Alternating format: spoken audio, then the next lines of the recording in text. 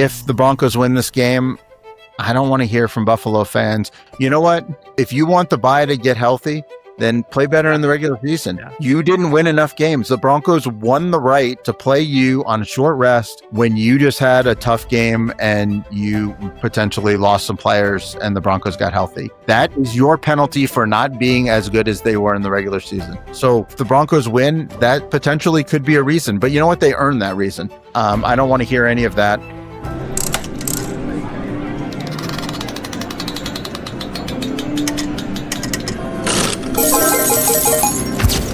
All right, Gamble Up episode 17 is off and running. I'm your host, Dave Schwartz, alongside producer extraordinaire Roscoe P. Coltrane. Hey, I'm just here so I won't get fined. Yes, you are, Marshawn. And Mr. David Baker in Las Vegas. David, how are you? What is up? I've missed talking to you and doing the pod, and had a few weeks off. Schedules conflicted, a lot of poker here, and everybody else has jobs and lives that conflict with the times that my life doesn't. And so glad to be back. Busy few weeks, and some cool shit to talk about from last week and this coming week.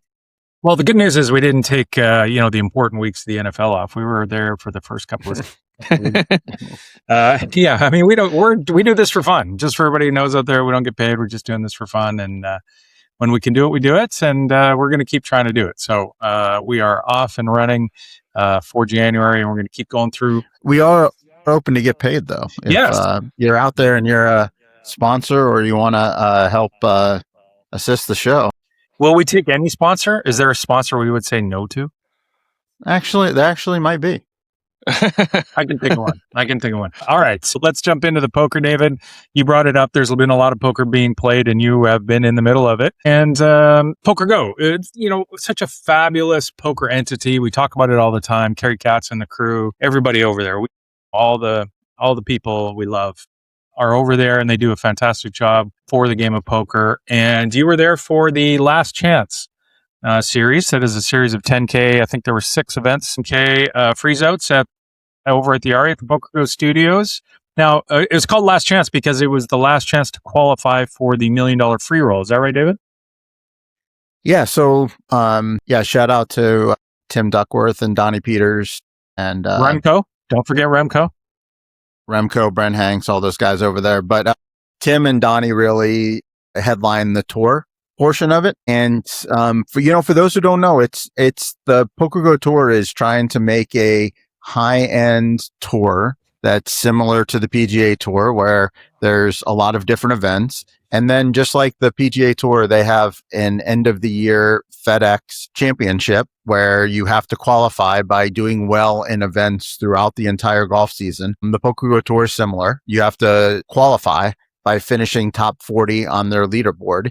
And then they have a last chance, similar to how in golf, I know we have some golf fans here, but those who don't, there's like things like the Aon last swing or things like that. Like if you can place in the last few events, you can kind of bypass the leaderboard. So they get kind of some of the people who are quote unquote hot at the moment and basically just kind of give ways to get some more people involved. And so the Poker Go Tour is basically all your high rollers throughout the year. When I say high rollers, it's basically 10Ks and up.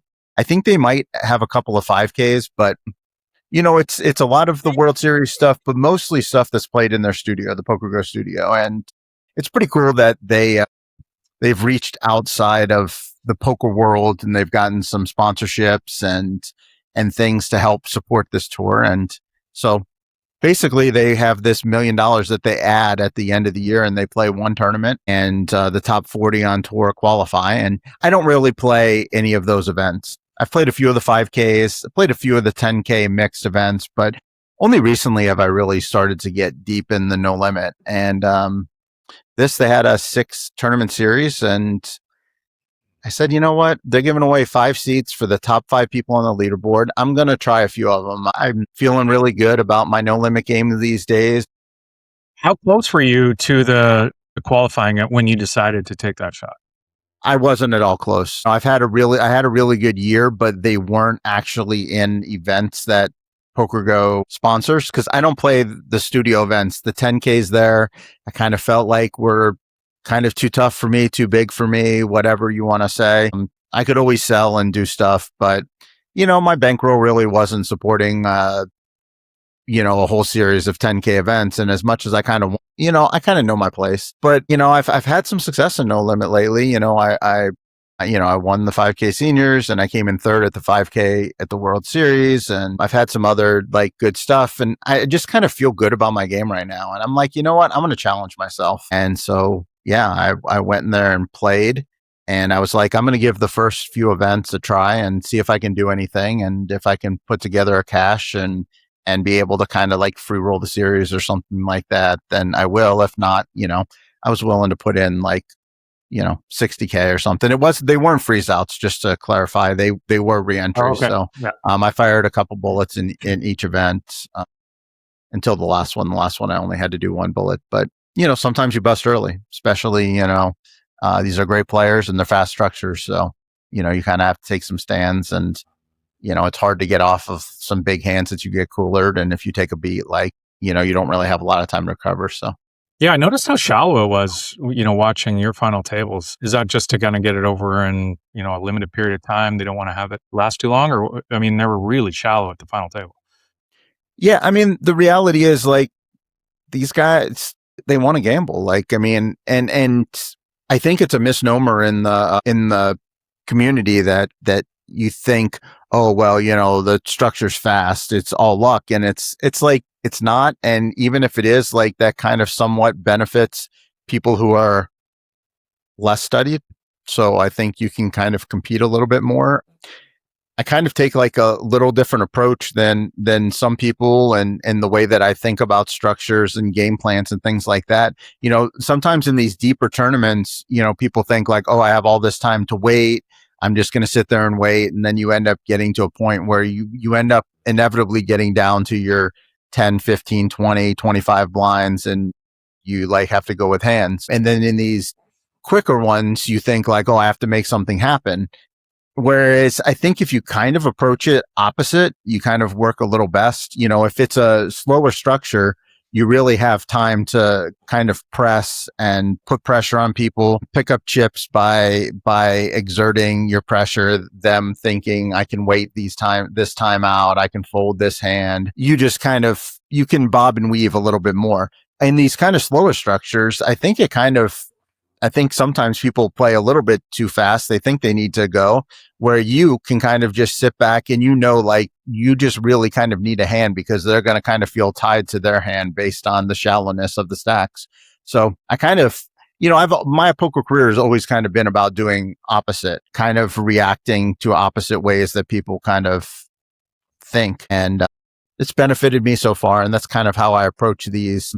There were times where I pressed, but there were also a lot of times where I just kind of sat back. And then when I did get kind of big spots or big situations, I was able to either A, leverage my stack, or B, leverage my image to do whatever I wanted. So kind of worked out for me. I'm not saying that it's a formula that'll work forever or that will always work, but I felt very comfortable in there. And I exceeded my expectations. Obviously, we're going to kind of go through some of the results, but yeah, I was really happy with how things went.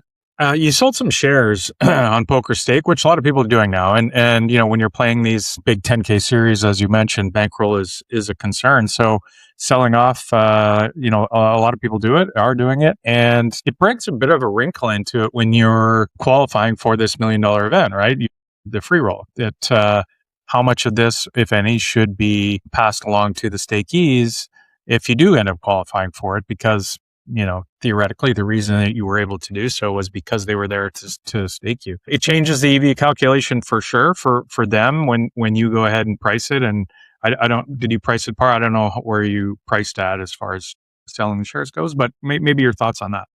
Yeah. So for those who don't know what PokerStake is a forum it's a marketplace that was set up by, I'm not really sure the group. I think GG has something to do with it, but I'm not positive. But I know Josh Aria is the poker front of it, and he's a very good friend of mine. And a lot of the best players are posting on there because it's very hard to play $100,000 series and, $10,000 events.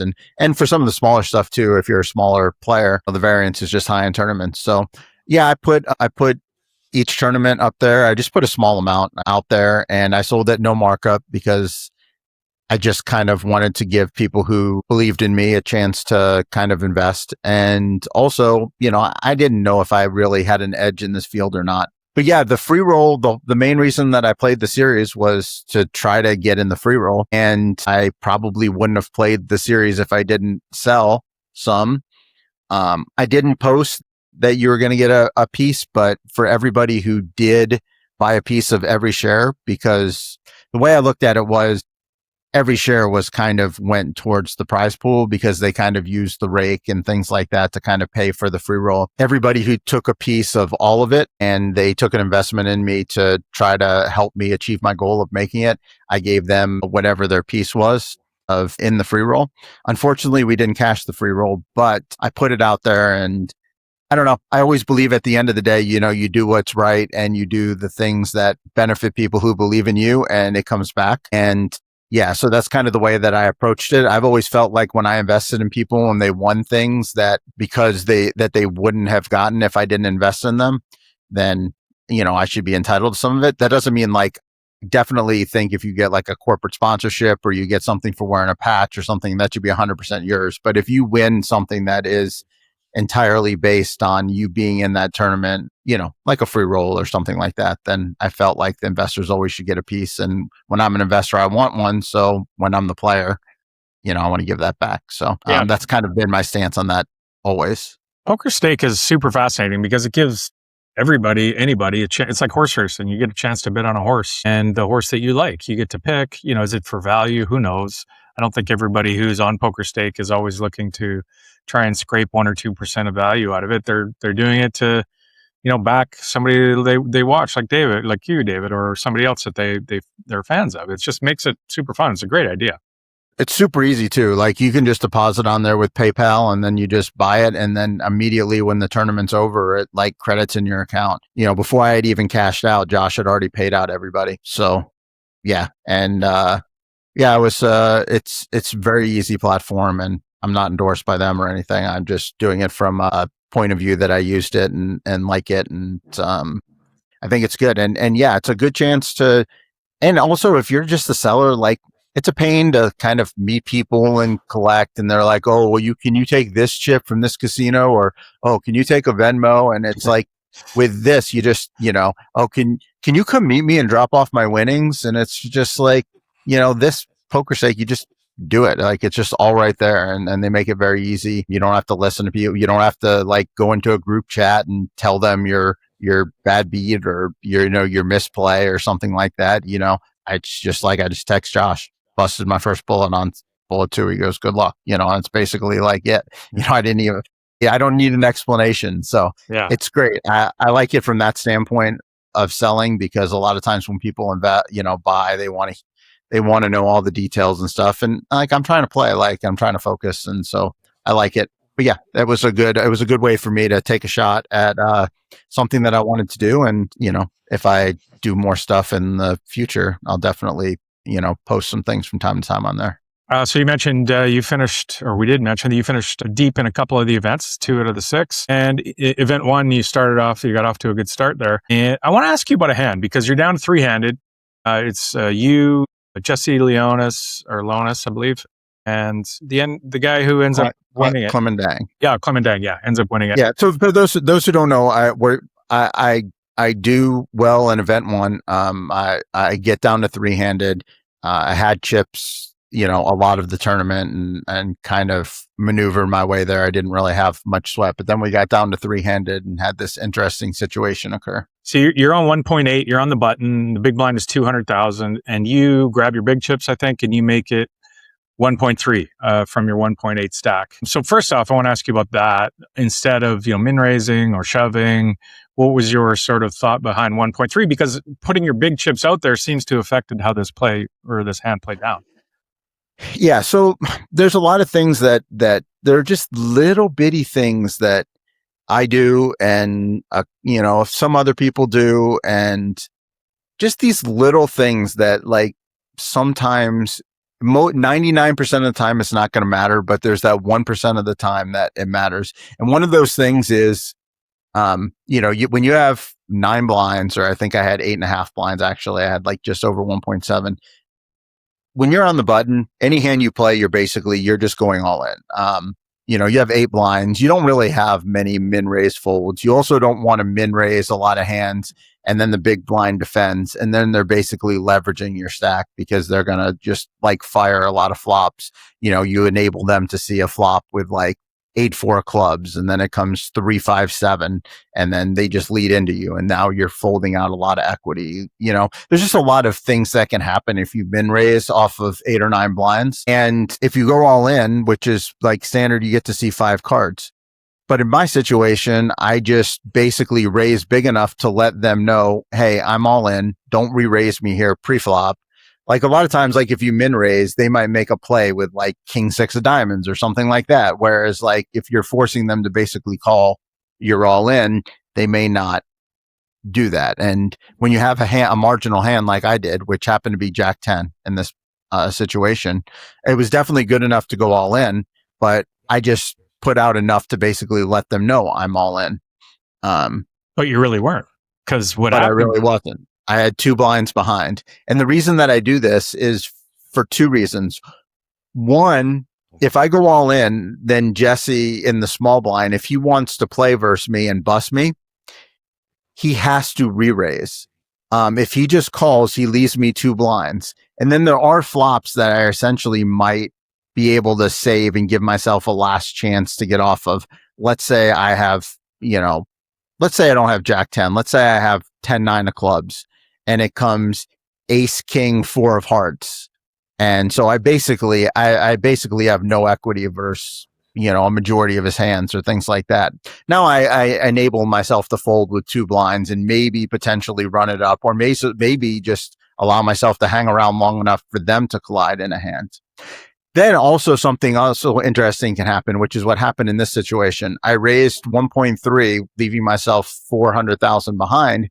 And Jesse did what, I kind of allowed him to do, which he wanted to isolate me. And so he re-raised all in, and he had 3.5 million, which was about almost 20 blinds, like 18 or 19 blinds. Now, Clement, who's the chip leader, has 8 million in the big blind, and he snap calls.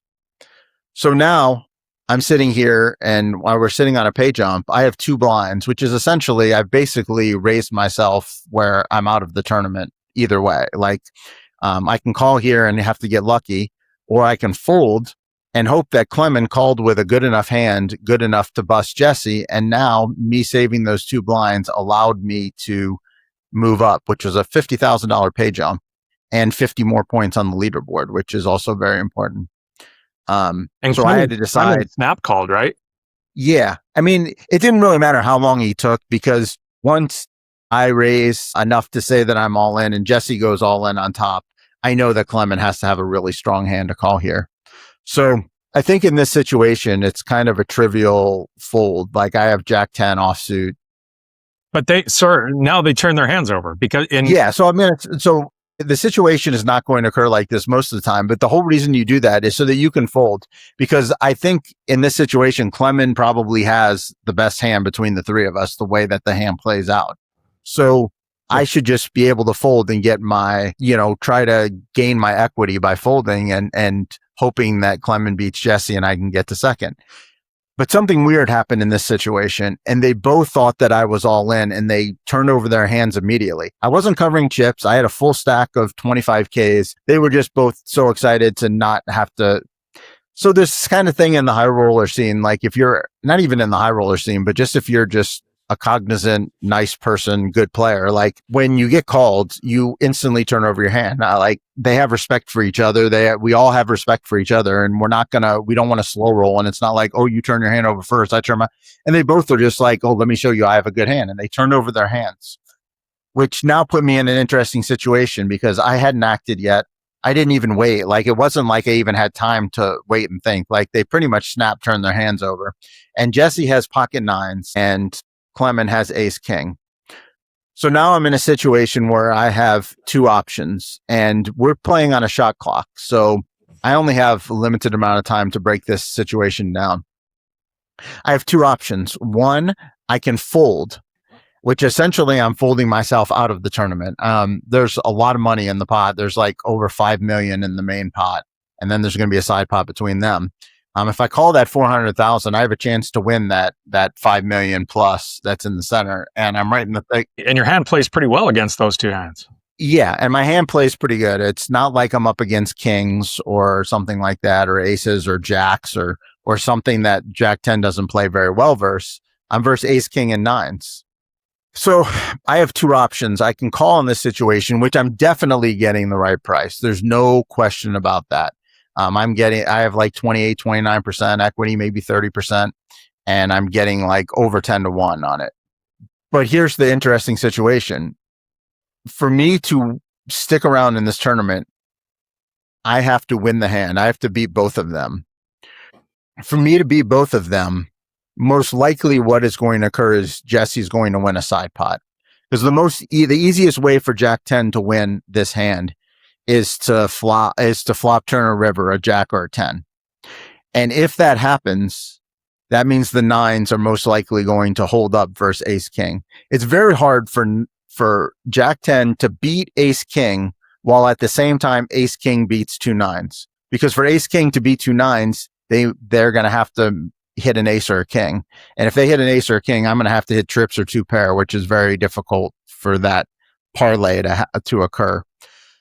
So I basically thought about it, and if I would have deemed my opponents to be pretty weak, and if I won this 28%er, if I would have felt like I was going to win the tournament a lot of the time, I would have called, because I know that 28% of the time I'm going to win this hand. I'm going to be three-handed, and I have a reasonable amount of chips, and I might win the tournament 40, 45% of the time. Like if the opponents I don't think are very good. I kind of think Clement and Jesse are probably better than me. I'm pretty modest in my abilities. Jesse's obviously proven that he's one of the best in the world, especially at closing. So I don't have any qualms saying that he's better than me.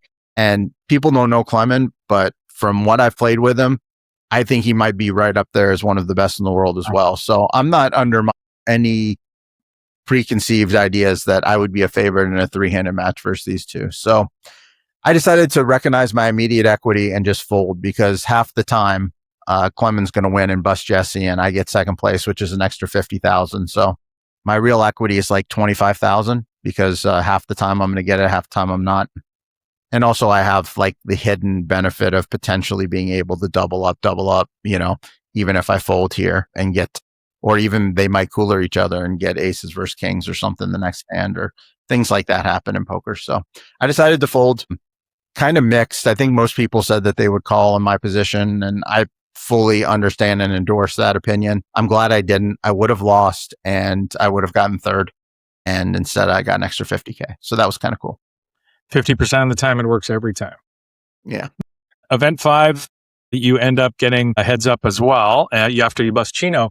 And I'm curious, I think you guys made a deal, Chi-Jen Chu, I believe, the guy who ended up winning. And I'm just curious on sort of how you go about making deals in general, and then sort of in this case, how did it go down?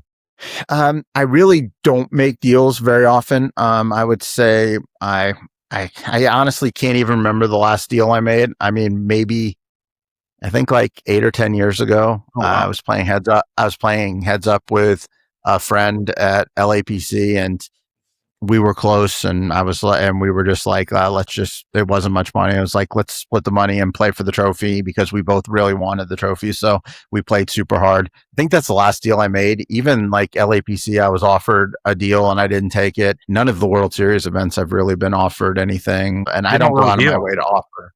I just never really make deals, not because I'm anti-deal. The purity of trying to win. Like, I'm a competitor. I want to win. This particular situation, I felt super good about my spot here. We were not very deep at all. And the money was like 110,000 difference.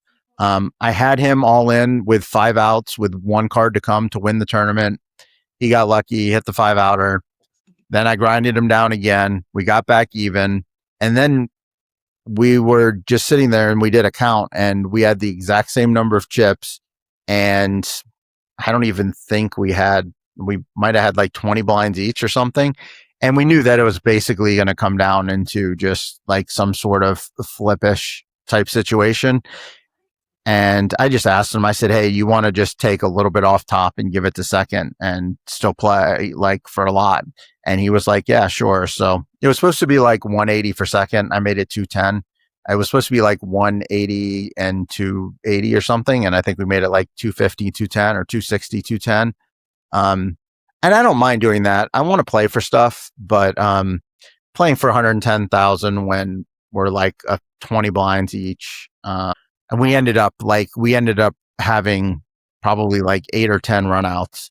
And the low stack won each time. Most of the time it was him, to be honest.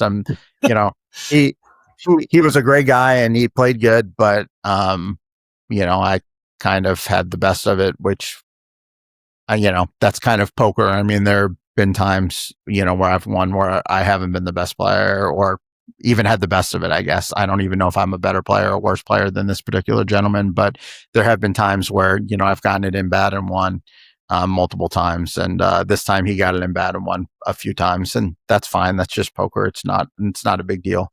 But that was kind of the genesis of the deal, was just kind of like, it seems stupid for us to just flip for 110. Instead, we just flipped for 50, which is still kind of preposterous. But I don't know. That's just kind of like, it was a number that I was comfortable with. If I lost, I could still feel good that, we took a little off the table. And if I won, I wasn't going to have like any bad feelings that, I could have won more or anything like that.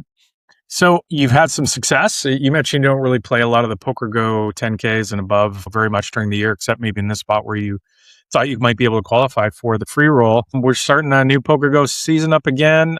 There's a bunch of tournaments coming up. What's your sort of plan for, not the whole year, but the first maybe couple of months? Are you going to take shots in PokerGo or to try and get up on the leaderboard to see if you can do it again? Or what's the plan? Well, I definitely enjoyed the challenge of it. I like kind of seeing if I can do it with my brain and my experience and my constant adjusting to what I think these newer age players are doing. So I like it. So as long as I'm like finding myself competitive, and it's weird because like I kind of have this, I don't know if it's self-deprecating or if it's just, maybe I listen to a little bit of outside noise, like they're, for every 20 people who say that I'm good or that I can compete, I hear the one person who makes a snide remark or the 2 people who make something, about me being a mixed game player or me not studying or me, you outwork me or whatever, even though I play more poker than any of them. Just kind of like, I don't know. Everybody needs something to fuel them, and that fuels me. Like the 20 people who tell me that I belong, like I love it, and it brings my confidence that like, yeah, I can do it.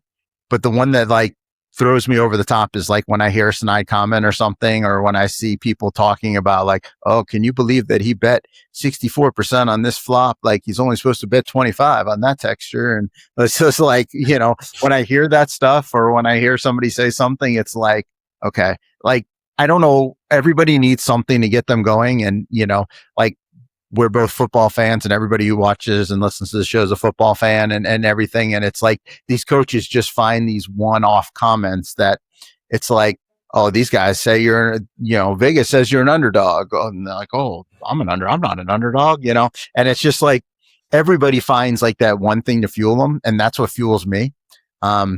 So yeah, it was great because there are a lot of people that I respect that were like, you're crazy. You belong here. Like you can do this. And people who I'm friendly with, whether it's at the table or friends with. And that like really like pumped me up for them to think that like I belonged. But then I still know that there's some clicks in the corner thinking that I don't belong. And that fuels me up as well. So it's like, it really just doesn't matter. Like whatever I need to fuel me. So yeah, I'm going to there's an event series that comes up in a couple weeks. I'll play that. There's right. They're 5. I think they're 5K. You were mentioning those ones are 5. Yeah. There's a kickoff like 5K series, and then there's big WPT at Venetian, and there's a lot of stuff around town. I'm still not really planning on traveling that much, my wife and I just booked Prague before we came on here. So I'm planning on going to World Series Europe. But before that, I probably won't be doing much traveling, but I am going to try to play everything in town that's of decent stakes. The Win Signature Series, right? I would encourage people who do want to step up in stakes to get out there and battle in these smaller ones, especially like these 400 to 1,000. When I decided that I wanted to kind of play more no limit, I started like playing a little bit more of those Win 400s and 600s and 1Ks and just trying things out and observing, seeing what people were doing and kind of like adding that to my mental Rolodex. Well, some people are listening don't even know what a Rolodex is, but I just to my library of files in my brain of poker and just trying different things and seeing how people react. I got deep several times in those and kind of just practicing more of my end game strategy, more of my bubble strategy, more of my 200 blind deep strategy, like show up and do those things, late reg something so you can practice your late reg strategy, practice, getting there on time so you can practice like playing for 12 straight hours and playing 200 blinds deep, get around the bubble with, 12 blinds and figure out how to navigate, get around the bubble with 100 blinds and figure out how to navigate, have a really tough opponent to your left and figure out how to navigate, have a really weak opponent to your left and figure out how to navigate. It's like getting myself into all these situations like really comes back to help me. And, you can practice all day on a computer and you can take all these quizzes, but it doesn't necessarily change that the guy to your left sometimes is chance and it's sometimes is somebody who's trying to survive and hang on because it's their first time in Vegas playing a tournament. And for you to be able to adjust to each of those strategies and each of those people in your orbit, like is really important. I think that's where I excel versus some of the other people who are probably know like what percentage of the pot to bet better than I do. So yeah. All right. And so you mentioned getting there on time. I don't know if you noticed this, but there's an Onyx tour and they have instituted a couple of interesting rules. One of them is, and they're a high roller tour. They've got a event series in Cyprus coming up. One of them is while a player has live cards in a hand, they can't wear sunglasses, masks, scarves, or any intentional covering up of the face. It's not going to be permitted in this tournament series. I thought that was interesting. And also, to the point about getting there on time, if you show up on time when the tournament starts, you get your entry fee refunded, which is awesome. And you mean your rake refunded? Your rake, sorry, not your entry fee. Your rake refunded. That would be great if you show up and you get the whole entry fee back. Yeah, I'm in. Even Helmuth might show up on time. But anyways, thoughts on having like sunglasses? I think this is great. I mean, the mask thing, I guess, can be problematic given people are immunocompromised or what. But I think this is kind of like the dog thing. Like if you need your dog there, maybe you shouldn't be there or something like that. But yeah, I think this is a great thing. And I hope this catches on. Oh, I love it. I mean, that was one thing that was really cool about the studio. Honestly, I thought that there would be more hoodie, sunglasses, headphones type stuff, but there really wasn't. Everybody was talking. Very few people. I would say I probably wore. I mean, I don't wear headphones for the most part, but I wore them here just because I don't know. Just every once in a while, I just wanted to get out of the conversation and just kind of be in my own head. But just because it was a different group than I'm used to and things, but for the most part, everybody was pretty engaging and people for all the crap that the No Limit community gets for hoodie, sunglasses, no talking, timing, all that stuff. I felt like it was pretty good in the studio, to be honest. But in general, yeah, I'm not a big sunglasses person. I've kind of found a little safety in the hoodie when it gets like deep and whatever. I kind of use that a little bit, but for the most part, I mean, I'm 98% no hoodie and, mostly no sunglasses and I would say I'm probably like maybe 80% no headphones. Just kind of depends who's by me. Every once in a while, like I just don't want to engage somebody or maybe there's like a podcast that I just want to lose myself in or something. For the most part, I love that stuff. So yeah, I'm glad Onyx is doing that, and it's nice to kind of bring the social aspect back to some of it. So yeah, I'm all for anything that brings the social aspect back to poker. Hopefully that starts a bit of a trend. All right, let's move on to the NFL. And before we get into sort of what's going on, what happened last week, what's coming up this week, let's just wrap up the Survivor discussion that we had all year. This is the Circa Survivor Contest. You were in it as well. And out of, I believe it was somewhere in the neighborhood of 18,000 entries, 5 teams end up going 20-0. And split up the 18 million. I think they each got 3 points. Each of the 5 entries got 3.7 million. And many of the teams were made up of poker players, including, I think Galen Hall had 2 entries, and old school streamer legend Jason Somerville was there. Yeah, I mean, so I guess your general thoughts on, this run out of 18,000 to get 5 go perfect seems, we had the Thanksgiving slaughter where all 4 dogs won and knocked so many people out.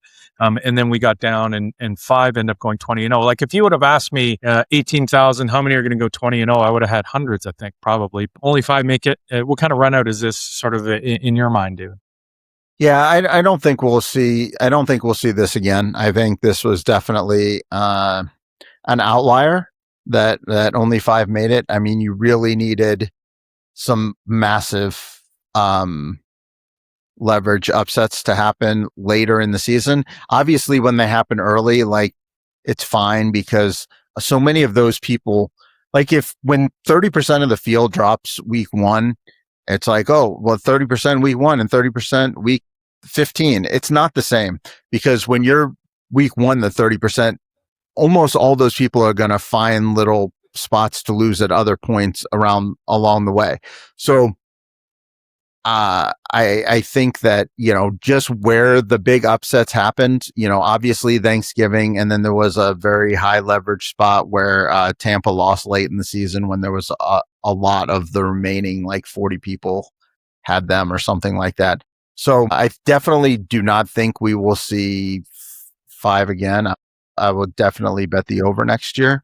Also, I think that by what happened this year, we will have more teams trying to go contrarian on things like holiday weeks, which even if the weird 1% outcome happens, like happened this year where all the dogs won, more importantly, like the 2 big ones won, I think you'll have more people that take that strategy because they're going to try to duplicate what people did this year. So it's going to be very interesting to see how the whole season plays out. I think it's great that actually 4 of the 5 people were poker players. There was another gentleman, Casey, who's his group from Austin. They're big in the poker scene down there. I kind of met him just through the Survivor Sweat podcast that I do.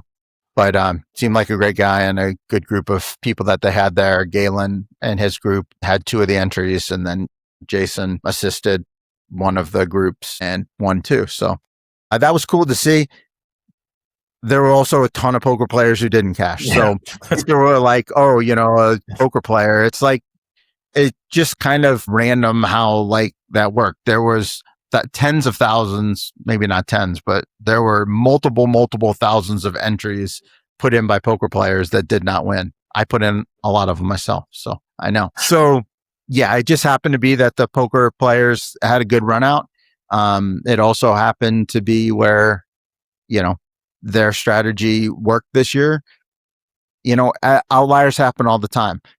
Sometimes we make like crazy plays with 6-5 suited and, you run into aces and then you win. Like you win a percentage of the time. That doesn't mean that 6-5 suited is going to beat aces next time we play it. Doesn't mean that, Galen or like the leverage spot holiday week is going to work next year. It doesn't also mean that the high, obviously the bigger groups have more opportunities to win, but it doesn't necessarily mean they will. But also people who are paying for more entries, they're also having to pay more money. So obviously if you have, I think Galen came out and said his group had 50 entries. And you're like, well, how can I compete with my 1 entry? It's like, well, he is also paying 50 times. So he should win it 50 times more often than, that's not how the math works, but he is going to win it more often than you are. And that's just the reality of it. But he's also paying 50 times the premium. So that's just something you have to accept. If you can't handle somebody having multiple entries or even more than the posted amount, because they have groups that each can get 10. If this podcast wanted to get 30 and we did 10 each, and I controlled it all, that's 30 entries that I'm controlling, but that's perfectly legal within the guidelines of the contest. So, and why cap them then? If it's legal, why cap them at 10? Yeah, that's a good question. I think there's something for the illusion of not being able to max, but I think ultimately the main reason why is because Circa wants more people in the door to sign up, and they're doing it rake free. So at the end of the day, this is a big advertising opportunity for Circa. If they're doing it rake free, and they put a lot of man hours, they pay a lot of employees a lot of money to do a lot of stuff associated with this contest. How do they make their money back? Well, they make it back by getting people in the door. And then people come and they stay in the casino. People gamble. You have the app downloaded on your phone. You deposit money. There are all types of ways. So if I can do 30 and we split it up, it's a lot worse for Circa than if Ross has to go down to Circa, set it up, download it on his app.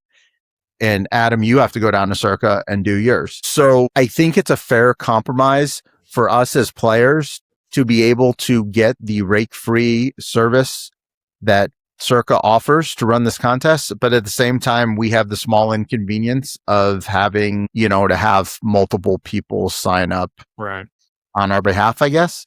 So I guess that would be my answer. I'm not a company man. I don't work for Circa. I get no endorsement whatsoever from them, although I am available if you want. But I do love the company, and I think Jeff Benson and Derek Stevens are top notch individuals, and they run the best book in Vegas. Best casino, best pool. That place is awesome. I love the Circa. Yeah.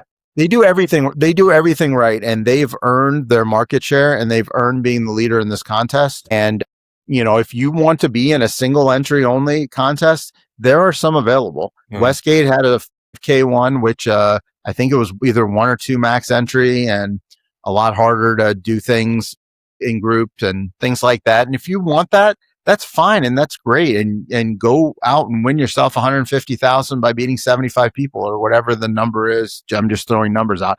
But if you want to win 18 million or 25 million or something like that, you know what you have to do? You have to allow multi-entry. It's just there's not 25. There's not that many people that are just there's not 25,000 individual people that are gonna walk into the casino and put $1,000 on a Survivor contest. Sure. So we have to have multiple entries. So everything has its good and its bad, and I think Circa does a good job of maintaining the balance between it all. One of the interesting things I saw on Twitter, some discussion not in the last week, I think, but maybe in the weeks leading up to it, was some of the remaining entries forming sort of a syndicate to play together, in essence, to increase their EV. And there's no rules against collusion or anything like that in this contest. It's not like poker where you can't do stuff like this. But just get your general thoughts on A, if that was happening, and B, what your thoughts on that.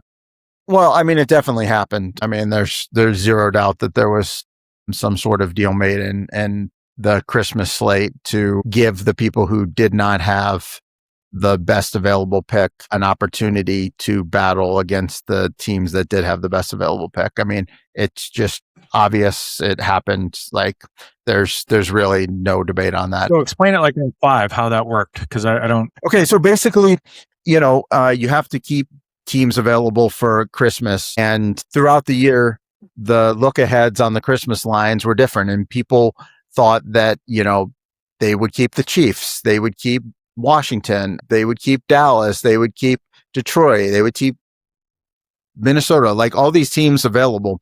And then one by one, these quarterbacks started getting hurt. So you can't really keep all 6 teams. It just doesn't make sense because these are 6 of the best teams in the league. So you can't keep all 6 until the second to last week. It's just very hard to make it through Survivor. So you have to take some stands and you have to use some teams. So you're like, well, fine. Jaden Daniels, Rookie of the Year, NFC Championship last year. I'll save him. He's at home versus Dallas. Dallas is supposed to have a down year. I'll keep him. Well, I'll also keep Kansas City because Patrick Mahomes at home versus Bo Nix, like that's just a layup. So if I have these two teams available, I'm going to have I'll be fine. So I'm going to use Dallas. I'm going to use Detroit. I'm going to use these other teams. Well, then next thing you know, Jaden Daniels gets hurt. Dallas is having a better than average season. Patrick Mahomes goes down. And next thing you know, you're staring at the fact that you have a 7-point Marcus Mariota. Actually, it wasn't even Marcus Mariota. He got hurt too. So it's like Josh Johnson, the third string quarterback for the Commanders, or you can take Max Brosmer as a 7-point favorite, a dog against Detroit. You're basically drawing dead. I mean, you're basically like a 4-1 dog to advance. All the teams that had Dallas left, they're sitting pretty. They just have to, win this game. Well, what ended up happening was these people knew that if they took Washington, if Dallas won, they're out. So they kind of formed a little syndicate, the 5 people who had it left, and they said, okay, we're going to take our worst entry and we'll put it on Washington. That way, if Washington beats Dallas, we'll all just split it up. But if Dallas wins like they're supposed to, let's put the other 4 on Minnesota just in case the outside chance that Dallas wins and then Minnesota wins. We'll have 4 different unique paths to try to combat these other 5 teams. And it was just, it was just a discussion that I'm sure happened. I have no proof, but it definitely happened. I mean, I feel very comfortable, but I'll just use the words allegedly happened because this allegedly, but even though, I've had conversations with people on that were on the Dallas side of it, and they're like, yeah, that's 100% what happened.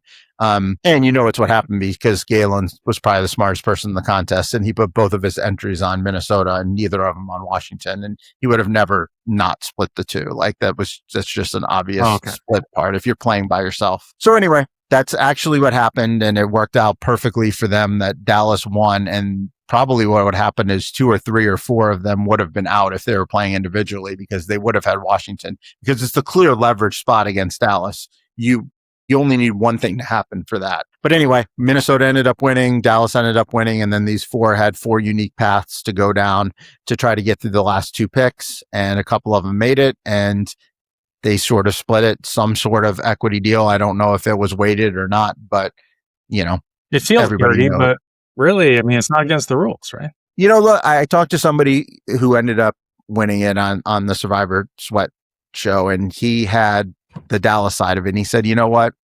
At first I was like, yeah, this sucks. But at the end of it, it's much better that you're able to do it and then not reward people who are kind of going behind the back. I mean, this was just kind of something that just happened. They all know it happened, and you can't really blame them because they're all looking out for their own equity, and partnerships are available. And it's like Survivor, the TV show. Alliances, that's just what happened. I mean, when we watched the first Survivor, I don't know if you're old enough. I was old enough to watch the first Survivor, and you're watching it and all these players are playing, and you're and then all of a sudden, these groups started forming, and you're like, whoa, that's so devious. And this was before you had the blueprint to do that. Team Rudy. Rudy was my guy in the first episode. Yeah, and I think it was Richard Hatch was I think he so he ended up being the first. He started these alliances, and then you get people pitted against each other, and next thing you know, you come out on the other side,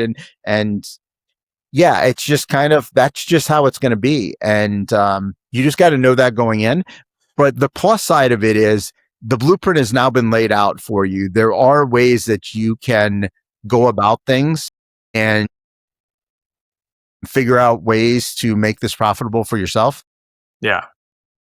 It's specific. And if you're on the other side, I mean, in the contest, you're not going to be able to do this early for any. Yeah. Exactly. You can do it early. And the thing is, you can be on both sides of it.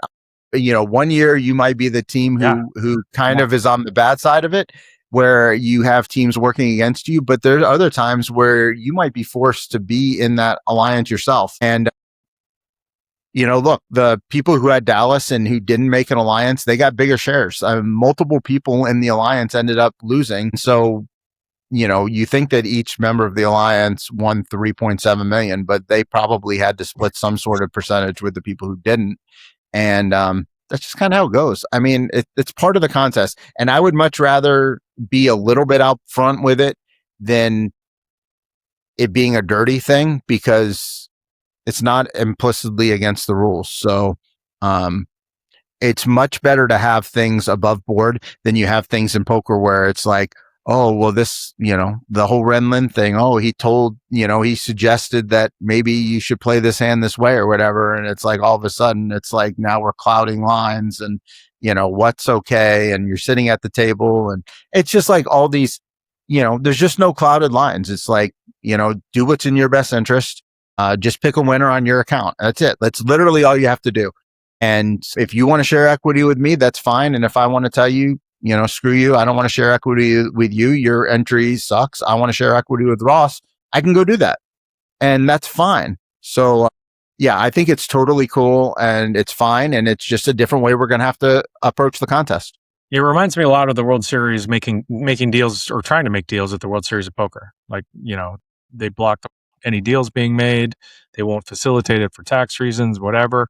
You got to do it and hope that the person that you're doing it with is going to honor the deal and you're not going to get ripped off. And the World Series is I think there was some deal that just happened, I think, in this latest World Series at Bahamas. I think it was even like put out and, it's just so contradictory to what happened with the Millie Maker. And it's like punishing people for doing the deals on the backside, but then they allowed it on this one. And it's just kind of like, come on, guys, like either, you have to pick lanes. And I'm happy with the lane that Circa chose, because if they just made it explicitly, nobody can talk to anybody else and reveal their picks early or make some sort of save or trade or anything, then you're just going to reward people who don't follow the rules. And it's like, this stuff's all available. It's all available to any of you. If you want to do something, work out an alliance, work out a partnership. Like, that's fine. Okay, so we had 18,000 entries this year to the Circa Survivor. Outlook for next year, is this going to go to 25,000, 20,000? What are we looking at? Again, reminds me of the World Series of Poker main event, where it just kind of gets bigger and bigger every year, and it's, they do a really good job with promoting it, talking about it. You guys do a great job with the podcast, keeping it topical. People are following it. People are excited about it. It feels like this thing's going to explode again. And also, any changes you'd like to see in sort of the rules that we've been talking about? Yeah, I think I'd be surprised if we're not at 25,000 in the main pool. And this year, I think we had 69 in Grandissimo. I'd be shocked if we don't get at least 200 next year. I feel like Survivor's just now starting. And I'm excited for the outlook. I'm excited for the future of Survivor Sweat and some of the other things that I'm involved in the Survivor community. And I'm excited to see what we can come up with for ideas over the next few months so that we can have some things implemented for next year. But yeah, I'm very optimistic for Survivor and it growing and becoming, even a bigger deal. When you said, are you old enough to remember the first Survivor? I literally thought it was season 1 of Survivor. I was like, so Rob? Yeah. What are we talking about You're here? the one in Survivor. That's what we were talking about. Yeah, I was. Is it? Oh, okay. Yeah. I thought Rudy. I don't think Austin Rob wasn't in one, was he? No. Jenna, I remember her from, I think, season 1. I don't know. I just remember Richard Hatch, and he was this at the time was not like being homosexual was not like really as part of our everyday, early 2000s. Yeah, it was not part of our everyday lexicon. And him coming out, I think he was like running naked through the beach and forming alliances. And that was actually the first and only Survivor I watched. It was peak Survivor. It was peak Survivor. That was the best. Yeah. Speaking of being homosexual, Adam, how is hockey Twitter responding to heated rivalry? I haven't watched, so that's interesting. I haven't watched it. People have talked about it in our hockey group chat. And my girlfriend has watched it twice. She watched it twice in like 3 days. For those, David, I'm sure you don't know, but there's a Canadian television series on. It's really popular in the States now. It's fictional, and it's about professional hockey players who are gay, and they're heated rivals on the ice and partners at night or something. I haven't watched it, but yeah, it's apparently it's graphic. Like there's some pretty. It's graphic not made stuff. for us. Yeah, it's pretty. It's like softcore porn. Basically. There you go. Yeah, I don't watch anything hockey related, so I don't know. Maybe one day I'm you'll. hoping they branch off into other sports. We'll get gay NFL, gay baseball. I mean, I'd watch anything NFL related, but nothing hockey related. All right, let's move on to football, not hockey. We're going to quickly just talk about the games. We missed a month, and I joked off the top about, not the important part of this season, but of course it's the most important part of the season. And the football has been amazing. For a month, it's been fantastic theater. We don't have any super teams like we've had in the past, or not super teams, but any huge powers maybe, or unbeatable teams or anything like that. So each game, and especially this weekend, the games were fantastic.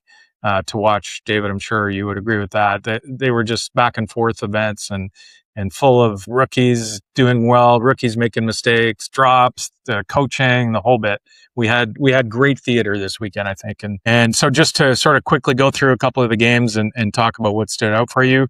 The Packers and the Bears, that was a great game. Two young quarterbacks going at it. Caleb struggled. The Bears seemed to just sort of wake up in the fourth quarter every game, and Caleb threw one of the most amazing passes I've seen I think it was 4th and 8 with 4 or 5 minutes left, and it was just an amazing throw.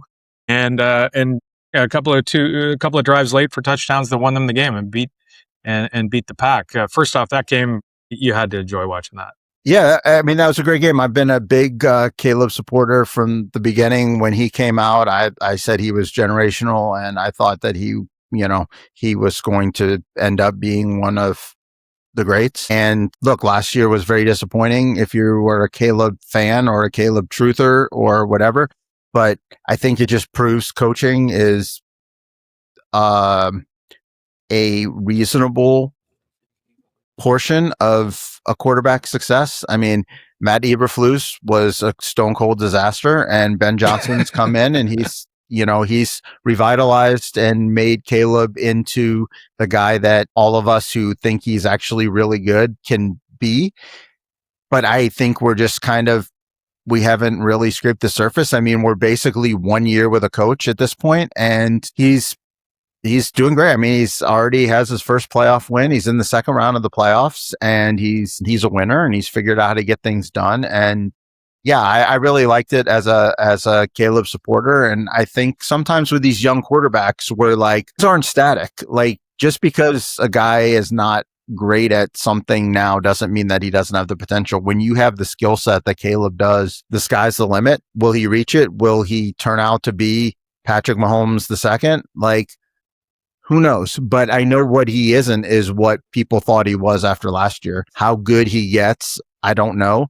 But I do know that if I'm starting a franchise, I'm not getting too far down the list before I'm choosing him. So I really like that. Especially, I've kind of been down on the Packers the whole year and always kind of said they were pretty fraudulent.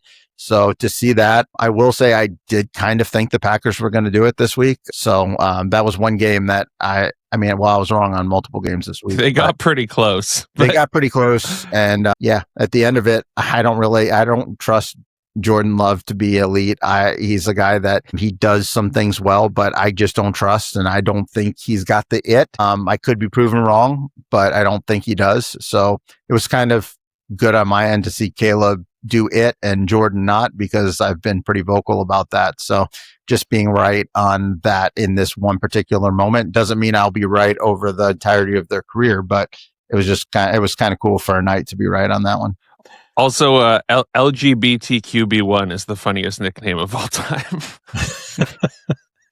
Okay. All right. Moving on to Bills and the Jaguars. The Jags I think they were a small favorite in this game. And I remember back early in the season, and of course I've got a bunch of things wrong this year, but I kind of wanted to like the Jaguars. I think I mentioned it a few times, and I was afraid to even say it. I mean, it's Jacksonville. Like they've always been terrible, but can they be good? They look okay to me when I watch them play, and they end up being a favorite in the wild card, in the wild card weekend, and they end up losing to the Bills. And again, this was just a fantastic game, back and forth. Trevor Lawrence, who looked amazing late in the season when we didn't do shows, we would have been praising him up and down, I'm sure. He did look really good this game as well, I thought. But Josh Allen's on another level. He threw, if there was a better pass than Caleb threw this weekend, it was the one that he threw when The Jags had a blitz on, and the defensive back came through untouched, and I think it was third or fourth down, and Allen threw a 40-yard lob off his back foot that could only be put in one spot, and it was right there, and it was an incredible completion that led to the touchdown, and just a great game by Josh Allen, but they lose some wide receivers, it's going to be interesting. We'll talk about the upcoming weeks or the upcoming games this weekend. But your thoughts on the Jags run this year, first off? Yeah, I mean, you were on the Jags, and I got there.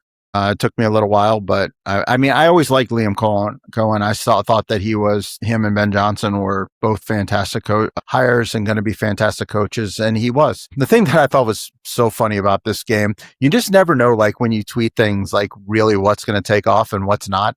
And I had this tweet about how Buffalo just kind of torched the end of the game. So let's talk about that. I wanted to talk about this because we're always tilted by coaches making horrible decisions. And I'm watching this game going, what the hell is going on? Why is he doing this? So do you want me to set it up and then you can tee off? Sure. Okay. So the Bills have a first down on the Jags 1 yard line. If you remember, Josh Allen does the tush push from like the 7, and almost the refs originally call it a touchdown on the tush push for 7 yards. But it turns out they do a replay and he's down at the 1. So they have first down with a minute left. And the Jags have no timeouts left, and the Bills are down 4. So now, what's the best course of action for the Bills here? Well, we know the Jags are going to let them score if they try and score, which is exactly what happened. They do a tush push, and the Jags let Allen walk right in because now they get the ball back with a minute left instead of the ball back with maybe not getting the ball back. So the Bills, instead of like doing a tush push and Allen putting his knee down at the 1 yard line, and then run the clock down to like 30 seconds because the Bills have all 3 timeouts. The clock is not an issue. They can down the ball at the half-yard line and then take 3 shots into the end zone to win the game and run it out. But they don't do that. They do the tush push, Jags let them score, and now Trevor Lawrence is down 3 points with the better part of a minute left. He has no timeouts, but why would you in the world would you give him this opportunity to come back and tie it up? Sorry, I just wanted to set it up, but I'm tilted to all the hell. So give me your thought. Yeah, I mean, you can see this tweet that's on the screen. If you're watching on YouTube, it had like 133,000 views, which is wow. Like that's a lot. And I had, 100 responses between that and like a secondary one that I put out. There was a lot. But look, it's crazy how results oriented people are, and the same people would have been the exact opposite if something else had happened. So obviously there really is no debate that the clear play here is for Allen to just fall forward a foot and fall down at the 1 yard line. You don't have to go back 3 yards and put your knee down. Yeah. Like, you know how to get your knee down and the ball forward. I mean, the Jags are going to let you move, which they did. That the defensive line actually backed up. Like, he can actually just move forward a foot and kneel down. Now you have second down. You let the time go down, and you have approximately like 25 seconds to run to push it 3 times instead of 4. So it's 3 times instead of 4. And the people came in my mentions and were like, what if they false started? What if they got a holding call? What if they did this? Well, you know what? That could have happened on first down too. And the reality is, so I looked it up. The Bills had 15 false starts the entire football season. So you're telling me on the next play that's more likely to happen, a false start, and then them not scoring after they get the false start, than it is for the Jags to move the ball 20, 30 yards in a minute and 5 seconds and kick a field goal, or potentially score a touchdown to win the game. Like, it's not out of the realm. I mean, we see 1 minute drives all the time in football. I mean, the Bills literally lost the AFC Championship by letting the Chiefs have 13 seconds left. A few years ago when they thought they had the Gabe Davis winning touchdown. The Bills have seen this before. You do not leave time on the clock if you can avoid it. Yes, there is a chance that the Bills didn't score there, but that's probably like sub 10%, sub 5%. I would say that they're 95% to score from the 1 yard line with 3 chances, and Josh Allen, I would say that Trevor gets them in field goal position at least 30 to 40% of the time, and probably scores a touchdown maybe 10% of the time. He just happened to throw a terrible pass over the middle, and that happens, and it got picked off, and there's no thought about it. But it's crazy how people are so results oriented when they watch football. They're just sitting there when a guy goes for it on 4th down, waiting to say, "Lord, that was a great gamble. Like, look at the stones on that guy when it converts." But then they also have the tweet ready and the thing that says, "Passing up on points, those 3 points will come back." And then, 2 hours later, they're like, "Well, if they would have kicked the field goal there, they would have been up another 3 points." And it's like, yeah, the game doesn't play out that way. And anyway, it ended up where the Bills scored and won and whatever, but I felt like it was a horrific decision from a win probability standpoint. But the funny thing to me was just how easily people get riled up just to argue the wrong side of something on Twitter. But yeah, I guess that's the fun that I have with Twitter. And that's why poker games are still good. All right, 49ers Eagles, a big win on the road for the 49ers. And I think we were both kind of down on especially early in the season, we both didn't think much of the 49ers. They had the easy schedule. We thought they were going to, probably make the playoffs on schedule, strength of schedule alone, but that would end, their run. And they go on the road. Philly had trouble all year. We talked a lot about the Eagles for sure, but that's a big win for San Francisco. Yeah, I mean, the Eagles kind of at the end of the day, I just assumed that the Eagles would return to what they could be. You see sometimes championship teams can turn it on when they need to, but at the end of the day, the Eagles were who we thought they were. Even though I picked the Eagles, I didn't think the Niners could compete. The Eagles kind of were just the team that they were. They played with their food.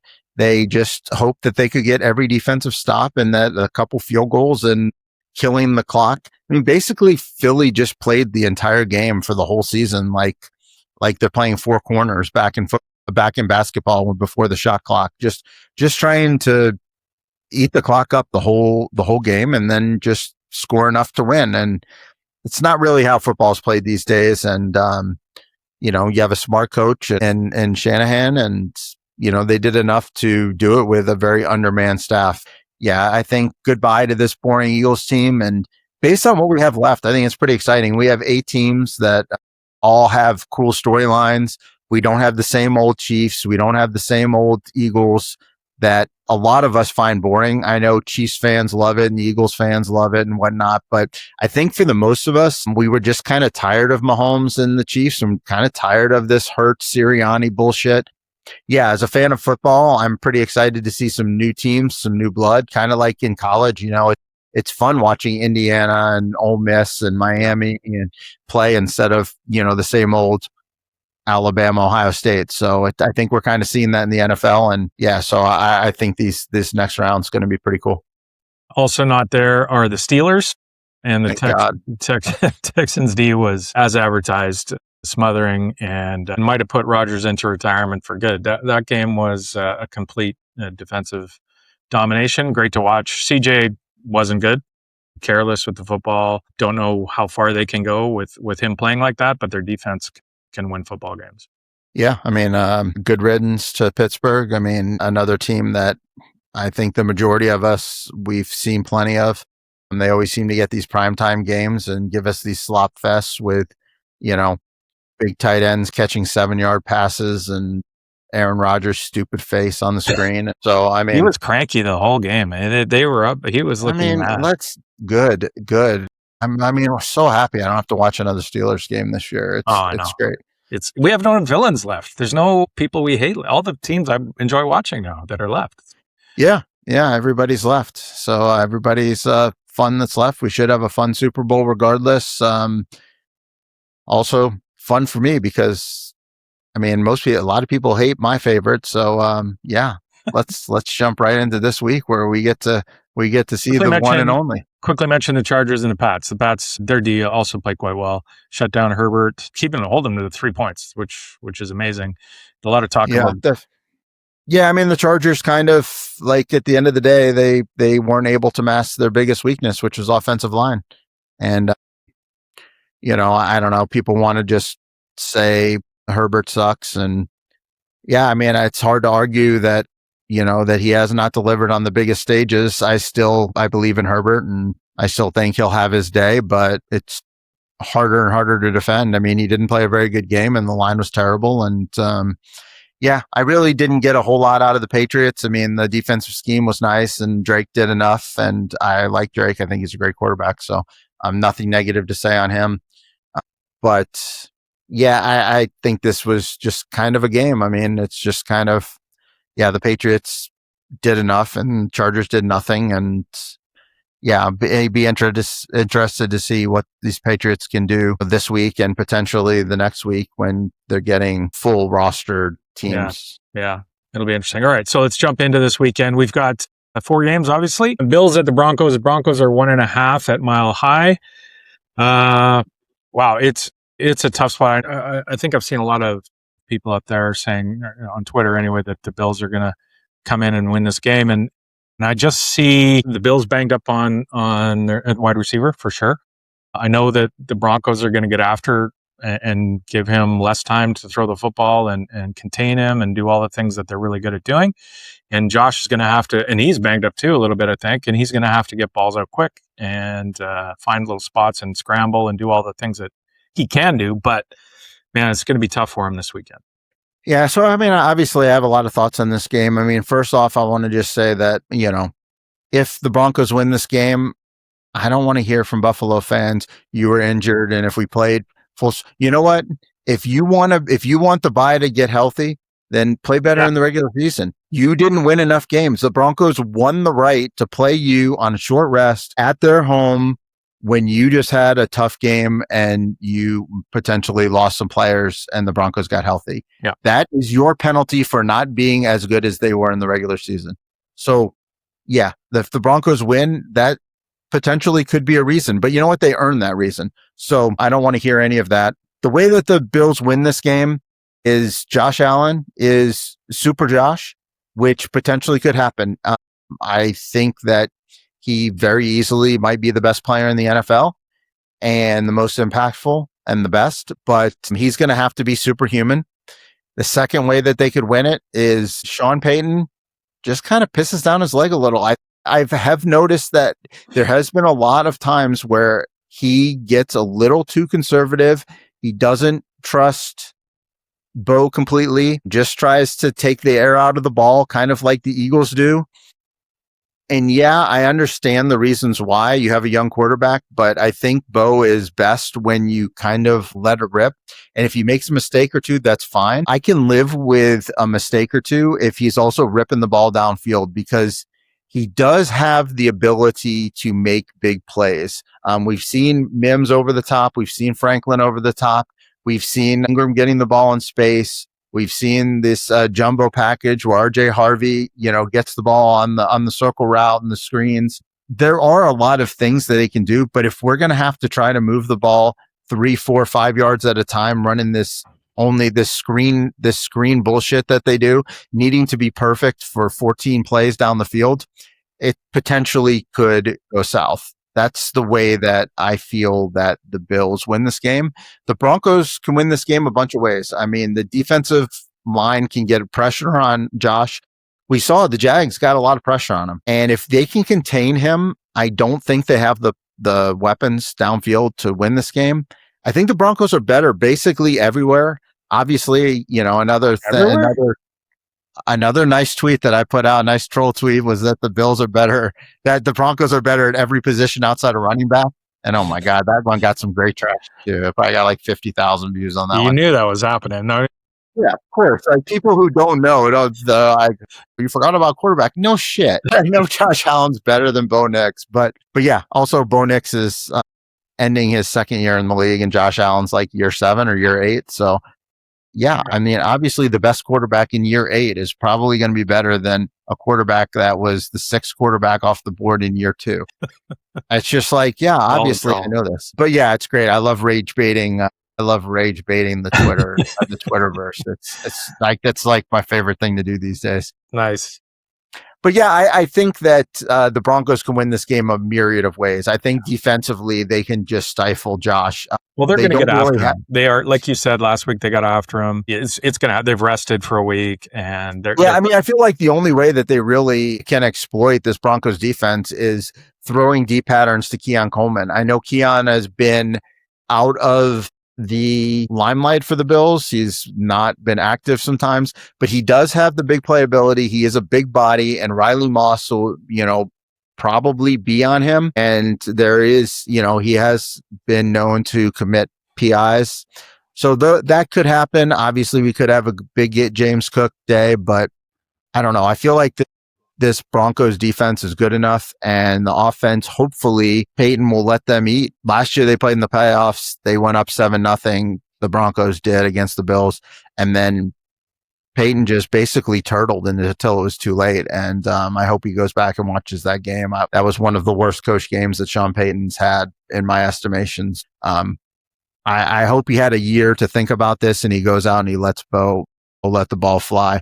And man, if he does, and if the Broncos win this, I mean, I'm insufferable anyway, but oh my God, this next week is going to be so beautiful. 49ers. I mean, I already got the tweets lined up in my head. Just come on, Bo, one time, bring it home for daddy. All right. I'll enjoy looking up for those. I mean, I think it's just a terrible spot for the Bills. All right, moving on. 49ers at Seattle, rematch. Seattle -7.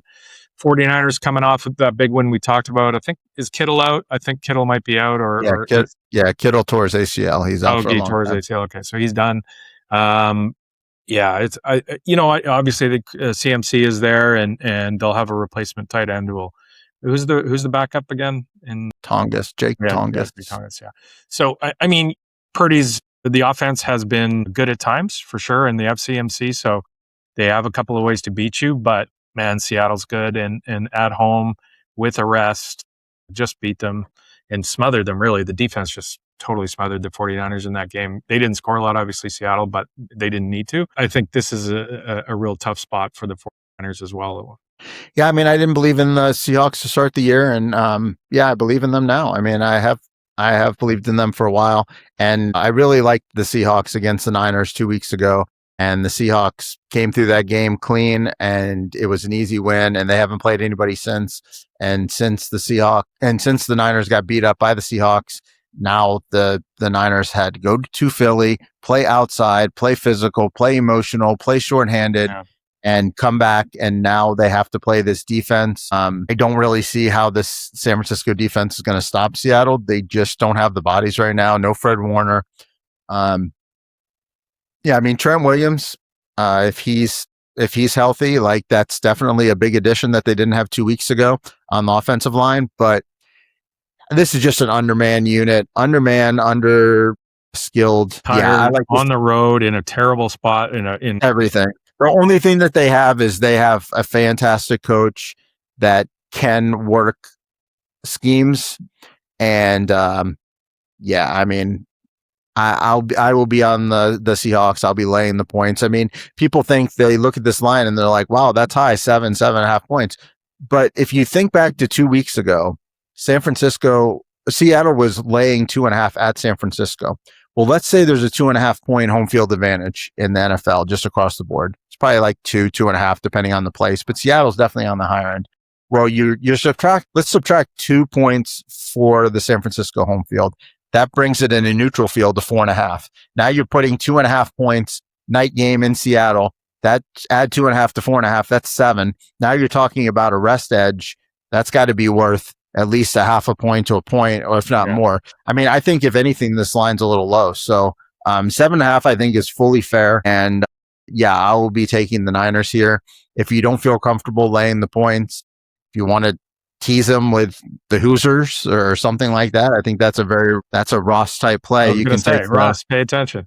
That's a wrong teaser. You can wrong tease the Indiana to under a field goal and Seattle to under a field goal too. So that would be some fun. That would be some fun. You just start Seattle, and then now you have nothing but Indiana to cover 2.5. You got yourself a nice little teaser there. So if you're into that kind of thing, I like that. I like that angle for this game as well. All right, moving on. Texans at the Patriots. Patriots -3. Two really good defenses here. We're going to find out how good Drake May is, I think, in a big hurry here. At home as a favorite against a great defense. I think I like the Texans here, even though CJ really wasn't very good. I think the Texans defense can shut them down. Yeah, I mean, the best unit on the field, as far as I'm concerned, is the Texans defense, and I don't even think that's really even close. I don't really see how the Patriots are going to score too many points. Obviously, it really is an issue that the Texans are probably not going to have Nico Collins. It's really going to make it difficult for the Texans to score touchdowns. But I mean, I really think this is kind of a flip game, and we're getting 3. We're getting 3, and I could see it inching up to 3.5 now that Nico's out. I'm definitely taking the points here, and I think I'll probably sprinkle in some money line too. I think the Texans are just kind of better. Their best units are better than the Patriots' best units. As much as I do like Drake May, I like him a lot better when he's not up against this type of defense. This defense is swarming. We saw the Chargers had some success stopping him. The one area that the Texans struggle is versus scrambling quarterbacks. So they have to contain him a little bit there, but I don't see the weapons on the outside being able to compete versus Lassiter and Stingley on the outside for the Texans. And I think CJ can do enough. I mean, he was really bad against Pittsburgh, but as good as this New England defense is, I don't really think they're elite. They're not in the same category. They're not in the same class. So, yeah, I mean, obviously they looked really great against the Chargers, but how much of that was the Chargers versus it being the Patriots? I think it was more on the Chargers. Rams -3.5 at the Bears. This game in Chicago. I think Goff and company are going to have they're going to struggle in the elements. We're looking at snow. We're looking at cold. Stafford and company. Stafford and company. Sorry, are going to struggle here. Maybe Caleb turns into Super Caleb and goes on the run of a lifetime. But I like the Bears here. I'll take the 3.5 at home. Yeah, and this one's a really tough one for me. I have all the Rams futures, but I mean, I'll be honest. This is the toughest game for me to pick because, as much as I want to really like the Rams here, because I've basically been on them since day one when other people weren't. They haven't really looked that good for the last 6 weeks, and the Bears do find ways, but. I mean, the cold is the issue. And look, just like I said, Denver earned the bye. They earned the home field advantage. They earned the altitude. They earned the rest.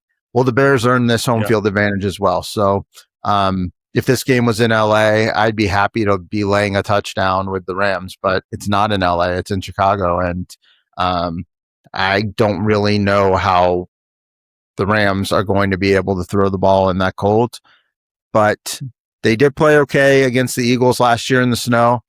And, Stafford did play in Detroit most of his career. So, I mean, he's played, I'm sure he's played 10 times in Chicago minimum. So, I'm going to take the Rams, but I don't really love it. You're not going to be able to get off to you can't get off to the slow start if you're the Bears and just expect to come back every time.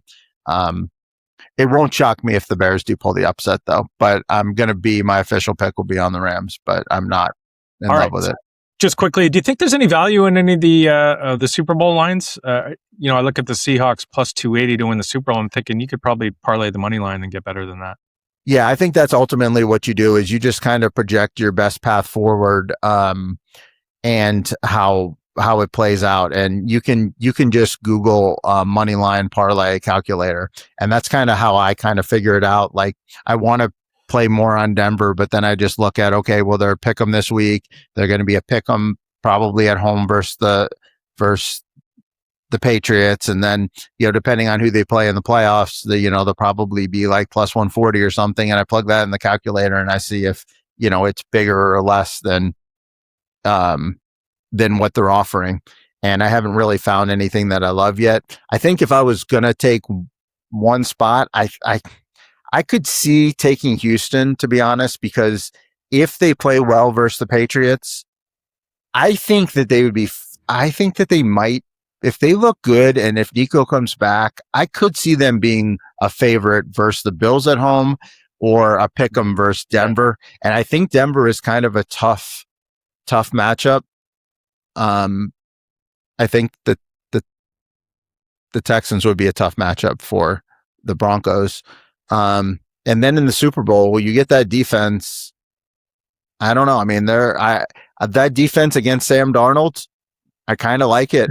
I mean, that defense against, potentially Stafford, I don't hate it. So Houston would be the kind of the long shot that I would play if I was going to play anything. But again, you might be better off money line parlaying them. Yeah. I don't think there's a whole lot of value at this point.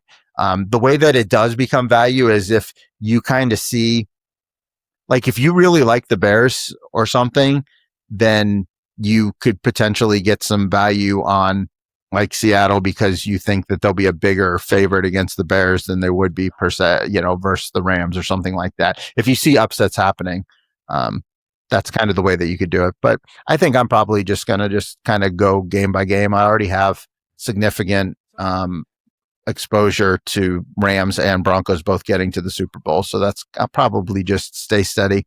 And like I've said, I mean, I'm not really a big hedger. I'll be, if I do anything this week, it'll be doubling up on the Broncos. It won't be hedging. So, maybe next week if they play the Texans and I feel like the Texans have a legit shot, maybe I take a little off the table, but I feel confident versus the Bills, and I think I'll feel confident against the Patriots on the Broncos. So I can't really see me laying off that unless it's the Texans, which I potentially could. And the Rams, I think I'm just going to ride it out. I mean, even though I think the Bears could make a spot, maybe I go ahead and I take some off the table versus the Seahawks if I'm not feeling comfortable with the Rams. But I'm probably just going to let everything I have ride at this point. A bunch of head coaches got fired. 8 of them in total either stepped down or got fired. Harbaugh, Raheem Morris, Gannon, Stefanski, Pete Carroll, Mike McDaniel, Brian Callahan, who we talked about a bit during the regular season. Mike Tomlin either gets fired or stepped down, depending on what you believe, after forever in Pittsburgh. Sort of thoughts on some of the vacancies there. Obviously, the ones that are going to get filled are the teams that have the best quarterbacks, I would think. To show me a good coach, I'll show you a good quarterback kind of thing. Anything there stand out for you? Yeah, I don't think any of those franchises are going to be worse for the wear without the person that they let go. I definitely like all the firings, to be honest, or let goes. I think John Harbaugh, despite him just getting absolutely blitzed by the nerds saying that he's not good, I think he is a good leader of men. And I think sometimes just your voice, you just need to change. I mean, Andy Reid was a great coach with Philly, and he brought them to, I think it was like 3 or 4 championships in a row and a Super Bowl. And he did a lot of things right there. But sometimes your voice sometimes people just need to hear it from a different voice. And I think they'd kind of run their course. I think the Giants got a great coach and Harbaugh. I think he'll do some good stuff there. I think one of the most underrated jobs, it's not getting a whole lot of attention. People aren't talking about it, but I think this Raiders job is kind of pretty darn good. What? Wow. Yeah, you jump back, but listen. I was wondering where you're going with that, and the Raiders would have been one of my last picks. Yeah, I mean, you get to come in and you get to mold a quarterback from day one. They're gonna get Mendoza, and there's a lot to like about this kid, both on the field and off the field. You're gonna have patience. There's gonna be patience around the organization now, even though they haven't had it. They haven't had it because they keep trying to use, stucco to fill in the hole. But then I don't know if you've ever seen the meme where the guy takes the stucco from part of the house and fills up the other gap and then has to take it from another piece to fill. That's kind of what they've been doing. I think you kind of have, you've got some nice weapons. You've got you've got a great running back and a great tight end, and you have a great defensive lineman, and you've got like some really good pieces there. You're going to get a quarterback that you're going to get to build around. You get to play indoors. You get to live in Las Vegas. I mean, there's a lot to be said for this job. I mean, as great as, it is, like, being able to take over a historic team like the Giants or something, or you kind of live in New York and play outside on a shitty field. Like, we've got a great field here. We've got a young quarterback who's like going to be number one choice. Like, yeah, the Giants have Jackson Dart, but like, he was the 26th player picked or something. Like, there weren't a whole lot of people that thought he was generational. Me and Mendoza, you're getting a number one pick, and if time has taught us anything, it's the number one picks usually work out. They may not work out as well as, everybody wants them to, but they normally do pretty well. You have a couple in there, the Jamarcus Russells of the world, but, they basically work out. I mean, you look at Manning and Burrow, and even Trevor now is turned in okay. I mean, Bryce Young was kind of a disaster, but I think that was pretty obvious from the beginning that he was going to be. So yeah, I like this Vegas opening. The only tough thing is that you are in a really tough division with the Chiefs and the Broncos and Chargers. So that part sucks.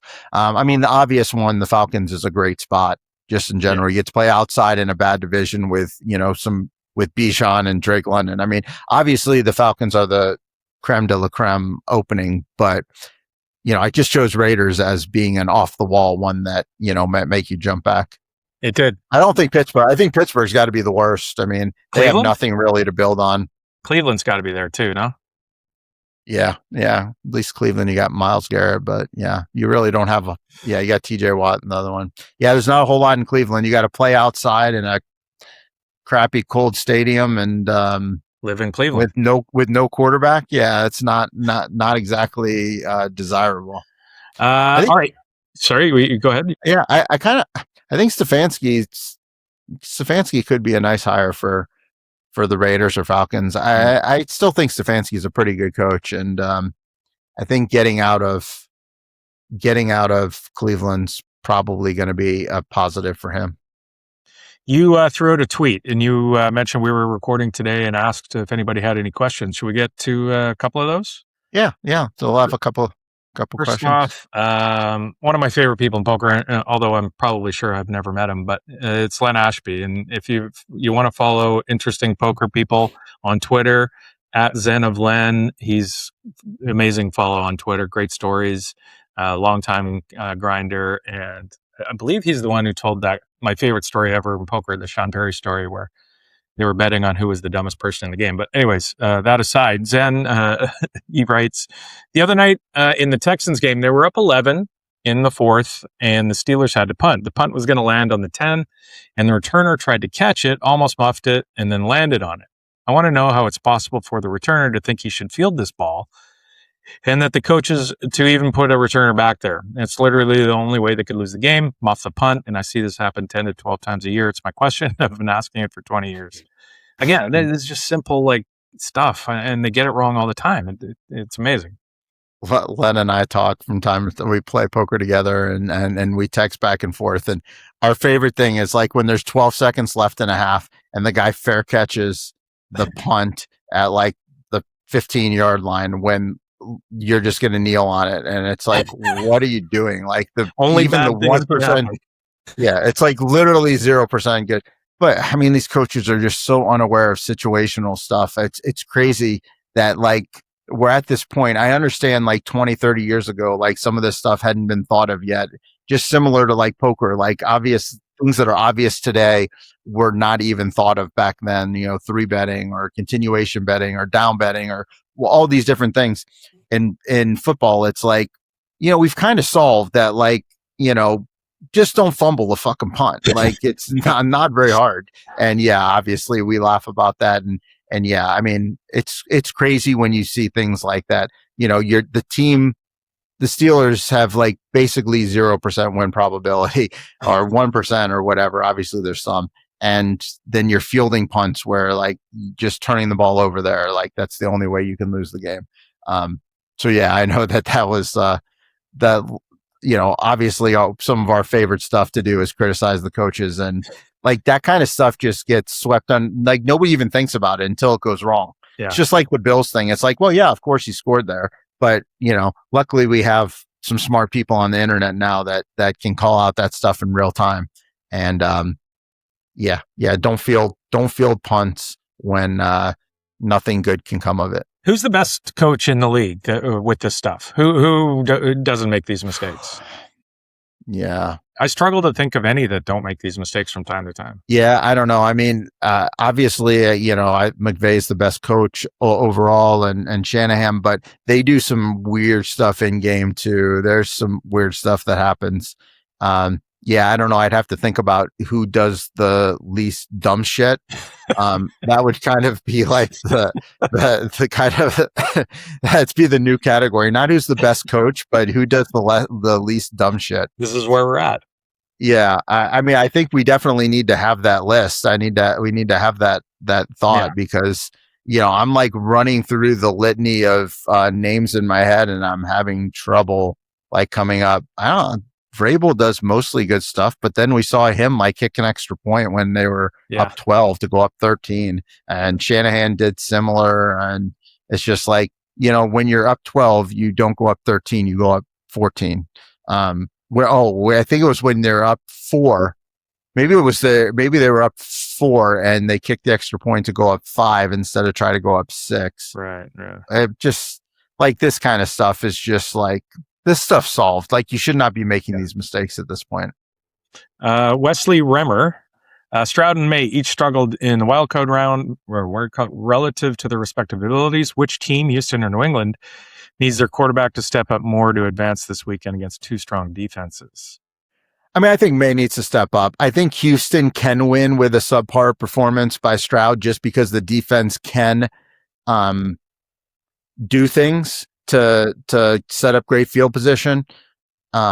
If May has a bad game, I don't see how the Patriots win. The defense is fine, but it's not going to win the game for you. The Houston defense can win the game. I mean, if Stroud goes 16 for 29 for 171 yards and a touchdown and 2 picks, like they could still find a way to win that football game. If May puts up those numbers, they are not winning the football game. Yeah. So yeah, I think May has to be himself for them to win. So yeah, I guess May would be my answer to that question. Fish in a barrel. I would be interested in hearing your current power rankings for the teams remaining. Let me give you mine before you give yours, because I don't want to, and you can just rip me apart. I got the Seahawks number 1. The Rams are in a tough spot. They are the second best team, I think. So I'll go Rams. I'll go Broncos, Bills, Patriots, Texans, Bears, 49ers. I mean, I think when we're talking power rankings, we're like taking situation out of it and just the actual teams themselves. Obviously, so if we're just like in a neutral game, I think I go Rams 1. I think I would go Seahawks 2. 3's tough. 3's tough.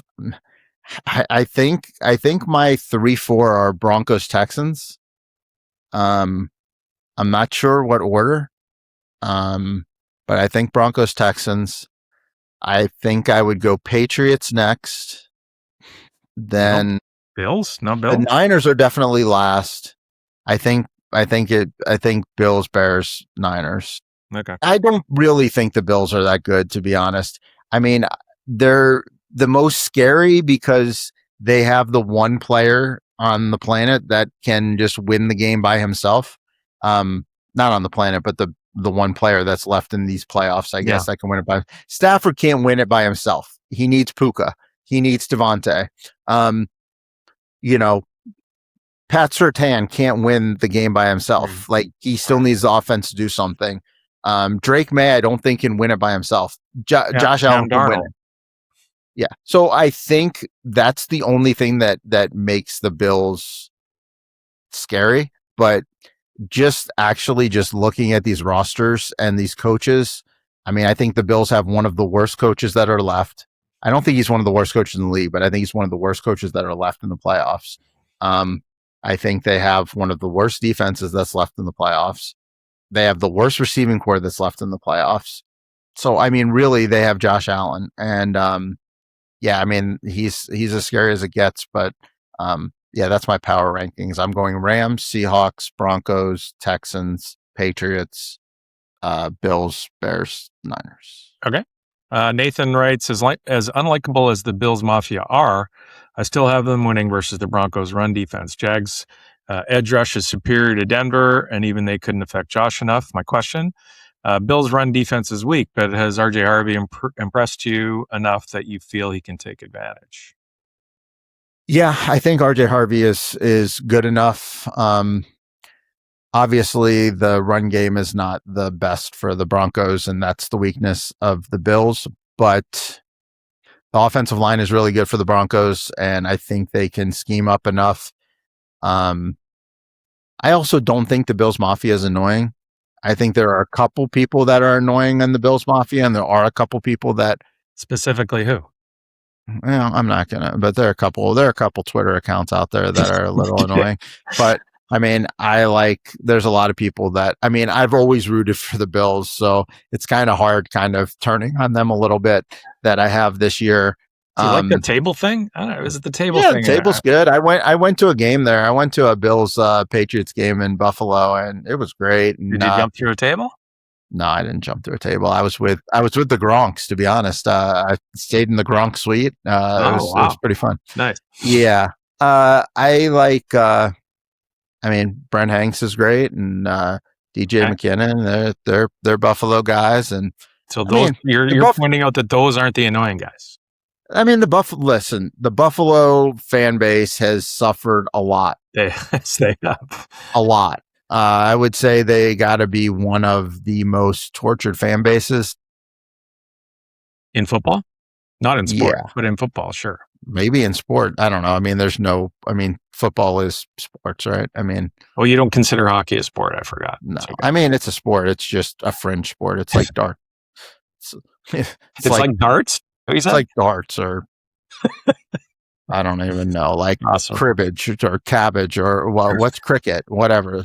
Some like fringe sport that's popular, like, for 5 minutes every 4 years when the Olympics come around. All right. And you lose? Yeah. I'm just kidding. Hockey's a great sport. It's awesome. I love the Vegas Go Knights Go. One of those. Yeah. Yeah, whatever. All right. All right. That's going to wrap it up. Thanks. Anything else? I mean, that was a long show. We had to get caught up. We'd taken a month off. It took a while, but we had to get caught up. Yeah, I mean, if you made it through the end, we appreciate you. Subscribe, share, all the great things. Yeah, help us out. We'll get back to the normal, 60-minute episodes. But we had 3 weeks off, and Ross put some timestamps on there in the descriptions for when we flip from poker to football. If people wanted to fast forward, but I usually change the background. Oh, okay. Cards moving. That's to a good the idea. field. That's good. Nice. I haven't watched, so I didn't know that. That's good to know. Yeah. You don't go back. I listen to. I always listen on. I always listen to Apple just to see what I said that was wrong. Interesting. I've been doing this for 20 years, and I've never once listened to a Maybe you'd improve. Maybe you probably. Improve, that's why I've been doing it. Figure out what you do that's bad or good. That's why we have David and me checking on it accounts for like 30% of the viewers. Yeah. Besides, how are we going to get our listen numbers up if we don't listen ourselves? That's true. I should download at least. Yeah, all right. Thanks to you fine fellas for getting together, and thanks everybody. Wait, before we end the show, let's go on record. Ross, what's your Super Bowl pick? Okay. We'll let Adam go first because we'll give Ross a second to come up with it. I already have Seattle Seahawks are going to win the Super Bowl. Who are they beating? Who are they beating? I don't know. I mean, I'm just focused on this weekend because I want to beat the 49ers badly. My kid's a 49ers fan, so I'm very focused on this game. But I'll say they are going to beat the Texans. Wow. All right. I'm taking Denver over the Rams. Denver over the Rams. Okay. But I wouldn't be mad if it was Denver Seahawks. It's just my pocketbook needs the Rams. So, but yeah, I'm going Denver over the Rams. Who you got, Rob? Bo Nix. Roscoe, who you got? Bo Nix. I got Bo Bo Nix. Nix. Bo Nix. All right. Well, we'll see what happens. We're not putting anything on this, are we? No gambling. We got enough out It's there hard. on this. It's hard to just pick a winner. If it's Broncos Seahawks, we'll have a little. We'll have a little. Sounds good. All right. So our picks are in. Enjoy the weekend and we'll get caught up and preview the conference final games next week. And thanks again to everybody out there for listening, and we will talk to you next week.